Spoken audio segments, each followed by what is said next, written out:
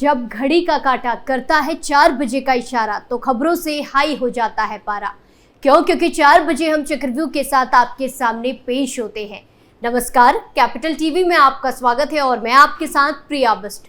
आज चक्रव्यूह में सबसे पहले बात होगी सीएम योगी के नए रिकॉर्ड की, दूसरी खबर में बात यूपी उपचुनाव की और तीसरी खबर एक सरफिरे आशिक से जुड़ी है और आखिर में बात 17 साल से फरार बंटी बबली की। तो चलिए शुरू करते हैं। पहली खबर में बात सीएम योगी के नए रिकॉर्ड की। उत्तर प्रदेश के मुख्यमंत्री योगी आदित्यनाथ ने सूबे के कई कद्दावर मुख्यमंत्रियों मुलायम सिंह यादव, मायावती और अखिलेश यादव को पीछे छोड़ते हुए नया रिकॉर्ड बना लिया है। वो उत्तर प्रदेश में सबसे लंबे समय तक लगातार कार्यकाल संभालने वाले मुख्यमंत्री बन गए हैं। योगी आदित्यनाथ ने लगातार 7 साल 148 दिन तक सीएम बनने का नया रिकॉर्ड बनाया है।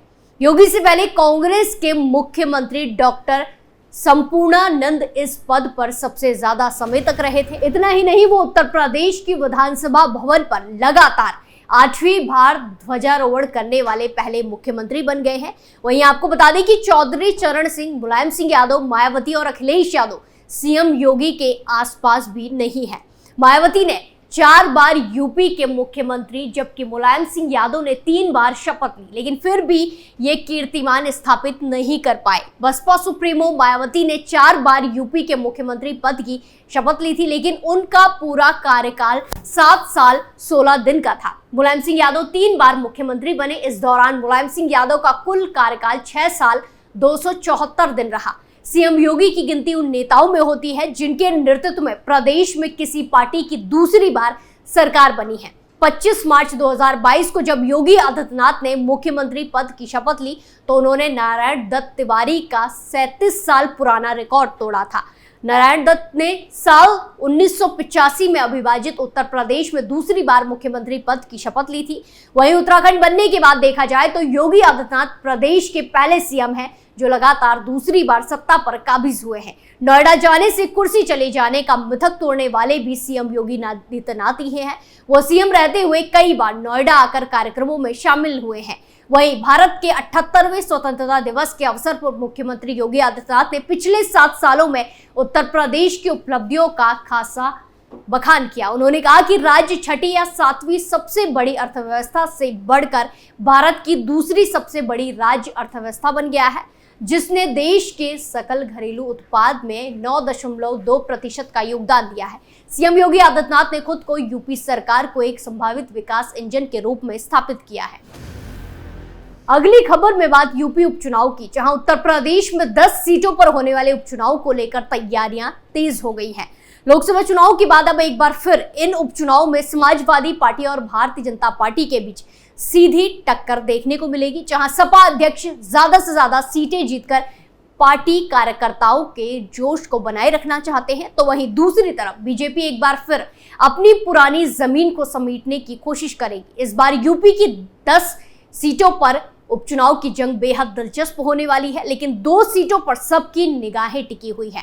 सपा अध्यक्ष ने 6 सीटों पर अपने प्रभारी बना दिए हैं और पार्टी के दिग्गजों को एक सीट की जिम्मेदारी दी है ताकि कोई कमी ना रह जाए। बीजेपी भी इसमें पीछे नहीं है। खुद सीएम योगी आदित्यनाथ, दोनों डिप्टी सीएम और प्रदेश इकाई के वरिष्ठ नेताओं को उपचुनाव की जिम्मेदारी दी गई है। खुद सीएम योगी आदित्यनाथ 2 सीटों पर जीत की रणनीति करने में जुटे हुए हैं। ये दोनों ही सीटें बीजेपी के लिए नाक की लड़ाई बनी हुई है। इनमें से एक सीट अयोध्या की मलकीपुर सीट है, जिसे जीतने की जिम्मेदारी सीएम योगी के पास है। ये सीट इसीलिए भी अहम हो जाती है क्योंकि फैजाबाद सीट पर हार के बाद बीजेपी को खासी किरकिरी का सामना करना पड़ा। इस सीट से सपा के अवधेश प्रसाद सांसद बने हैं और मिल्कीपुर सीट उनके इस्तीफे के बाद ही खाली हुई है। मिल्कीपुर जीतने के लिए सीएम योगी ने अभी से तैयारी शुरू कर दी है। वो 2 बार अयोध्या जा चुके हैं और कार्यकर्ताओं के साथ आगे की रणनीति पर काम कर रहे हैं। वहीं दूसरी तरफ सपा अध्यक्ष अखिलेश यादव ने अवधेश प्रसाद को ही इस सीट का प्रभारी बनाया है, जो पहले ही बीजेपी को फैजाबाद सीट पर मात दे चुके हैं। मिल्कीपुर के अलावा बीजेपी के लिए अंबेडकर नगर की कटहरी सीट भी प्रतिष्ठा का सवाल है। इस सीट को जीतने की जिम्मेदारी भी सीएम योगी के पास है। तो वहीं दूसरी तरफ यहाँ संगठन के महारथी कहे जाने वाले शिवपाल यादव को मैदान में उतारा गया है। शिवपाल यादव अपनी संगठित क्षमता को घोसी उपचुनाव में दिखा चुके हैं। सीएम योगी ने इस सीटों की कमान संभाली है ताकि लोकसभा की हार का बदला सपा से ले सके। खबरों में आगे बढ़ते हैं, जहां उत्तर प्रदेश के पीलीभीत से एक दिल दहला देने वाली घटना सामने आई है। यहां एक एलएलबी छात्रा पर एसिड अटैक किया गया। एलएलबी छात्रा को कचहरी में साथी मुंशी ने प्रपोज किया था, लेकिन छात्रा ने उसके प्रपोजल को रिजेक्ट कर दिया।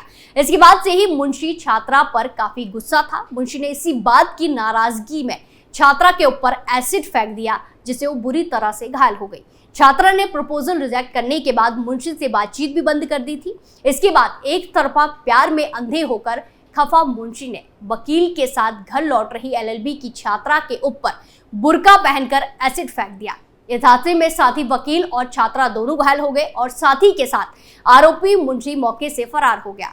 उधर आरोपी ने बताया कि छात्रा से कामकाज को लेकर अक्सर बातचीत होती थी। आरोपी छात्रा से हो रही बातचीत को प्यार समझ बैठा और छात्रा को प्रपोज कर दिया। इसके बाद छात्रा ने मना कर दिया और बाद में बातचीत करना भी बंद कर दिया, जिससे वो अपमानित महसूस करने लगा। तभी छात्रा को सबक सिखाने के लिए आरोपी ने बरेली से तेजाब मंगवाया और बुर्का खरीदा।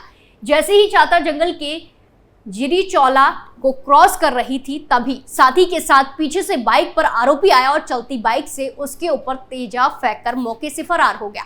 उधर घटना के बाद से पुलिस लगातार आरोपी की तलाश कर रही थी। जांच में जुटी पुलिस के हाथ एक सीसीटीवी लगा, जिसमें बाइक पर बैठे युवक के साथ बुर्का पहने एक इंसान दिखा, जिसने नीचे जेंट्स की चप्पल पहनी हुई थी। तभी पुलिस के शक का दायरा बढ़ गया और मामले की जांच की गई तो छात्रा के साथ काम करने वाला मुंशी आरोपी निकला। पुलिस को सूचना मिली कि थाना गजरौला इलाके के रामनगरिया मंदिर के पास आरोपी अपने साथी के साथ जा रहा है। तभी पुलिस ने दोनों की घेराबंदी की तो आरोपी ने पुलिस को देखते ही फायरिंग शुरू कर दी, जिसके बाद पुलिस की जवाबी फायरिंग में आरोपी के पैर में गोली लग गई और उसका साथी चकमा देकर फरार हो गया।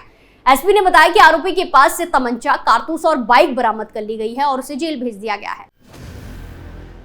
आखिरी खबर यूपी के प्रयागराज से है, जहां से यूपी एसटीएफ ने पति पत्नी ठगों को गिरफ्तार किया है। यहाँ जॉर्ज टाउन में इन्फो कंसल्टेंट प्राइवेट लिमिटेड नाम से कंपनी खोली गई थी, जिसके मैनेजिंग डायरेक्टर अमित श्रीवास्तव और उनकी पत्नी शिखा श्रीवास्तव थे।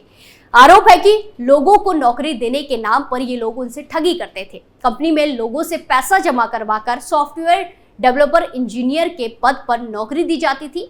उन्हें वेतन के रूप में हर महीने 8,500 रुपए दिए जाते थे। सिक्योरिटी के रूप में प्रति व्यक्ति पद के हिसाब से लोगों से 80,000 से 1 लाख रुपए जमा कर लिए जाते थे।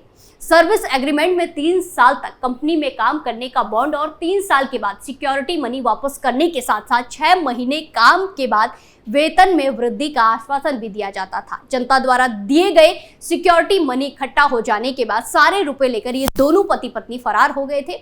महाराष्ट्र बैंक प्रयागराज में लगभग 10 लाख रुपए फ्रीज किए गए थे। जनपद प्रयागराज में स्कूलों में शिक्षा से संबंधित एडमिशन के लेकर लेन देन के हिसाब के लिए भी सॉफ्टवेयर की सप्लाई भी इन लोगों के द्वारा की जाती थी। इसके बाद ये दोनों दिल्ली आ गए। लगभग 6 से 7 सालों से अहमदाबाद में 7th अपार्टमेंट बेकरी सिटी थाना क्षेत्र विजलपुर गुजरात में फ्लैट खरीद कर ये दोनों रह रहे थे। यहीं पर इन दोनों ने जिमिनी सॉफ्टवेयर के नाम से एक कंपनी खोली थी। ये कंपनी मेडिकल लाइन से संबंधित सॉफ्टवेयर का काम करती थी। साथ ही दुबई में इसका वर्चुअल ऑफिस भी था। यहाँ पर 12 से 15 लोग काम करते हैं। साथ ही विदेश में मेडिकल काम से संबंधित सॉफ्टवेयर की सप्लाई का काम भी करता है। भारत में बेंगलोर, कोलकाता, जयपुर और उत्तर प्रदेश के जनपद प्रयागराज में स्थित यूनाइटेड मेडिकल कॉलेज में इसकी कंपनी का सॉफ्टवेयर सप्लाई किया गया था। गिरफ्तारी से बचने के लिए ये दोनों पति पत्नी इधर उधर भागते फिर रहे थे, जिसके बाद उत्तर प्रदेश एसटीएफ को जानकारी हुई कि ये दोनों पति पत्नी जनपद प्रयागराज में छुपे हैं, जिसके बाद एसटीएफ ने इन दोनों को गिरफ्तार करके जेल भेज दिया। एसटीएफ ने गुजरात के अहमदाबाद के बेकरी सिटी के शिवांत अपार्टमेंट से दोनों को गिरफ्तार किया था। चक्रव्यूह में फिलहाल के लिए इतना ही, फिर पेश होंगे सनसनीखेज खबरों के साथ। बाकी तमाम खबरों के लिए देखते रहिए कैपिटल टीवी उत्तर प्रदेश। नमस्कार।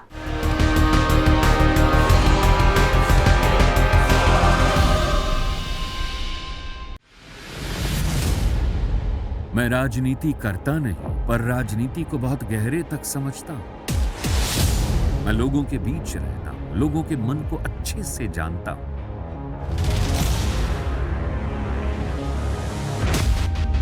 पब्लिक और पॉलिटिक्स की हर नब्ज को खूब पहचानता हूं। संघर्ष की सियासत से सत्ता के सिंहासन तक मैं हर खबर से खरा सच निकालता हूं। ना कोई दौड़, ना कोई रेस।